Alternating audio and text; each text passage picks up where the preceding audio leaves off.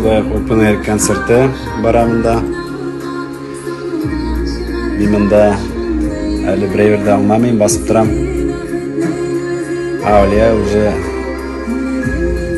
білген, что біздің елде алай бір сәбебей болашақ. И концерттан соң мен мұны білдім.